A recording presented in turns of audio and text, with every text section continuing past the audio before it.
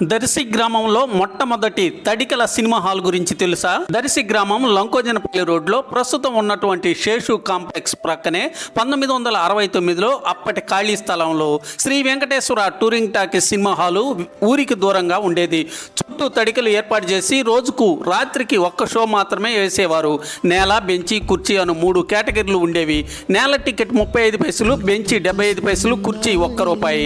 నేలలో ఇసుక, బెంచిలో నాపరాయి, కుర్చీలో ఇనుప కుర్చీలు ఉండేవి. మొట్టమొదటి సినిమా శ్రీ వెంకటేశ్వర మహత్యం. కొన్ని సంవత్సరాల తర్వాత రోజుకు 2 షోలు రాత్రి వేళ ప్రదర్శించేవాళ్ళు.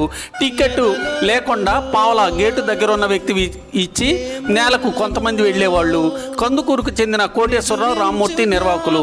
1983 వరకు టూరింగ్ టాకీస్ నడిచింది. పొట్టేల్ పున్నమ్మ సినిమా టాప్గా నెల రోజులు ఆడింది. 1980లో కొత్తగా ఏర్పడిన కుర్చేడ్ రోడ్లోని భాస్కర్ థియేటర్తో ఈ తడికల హాలు పోటీ పట్టడం విశేషం.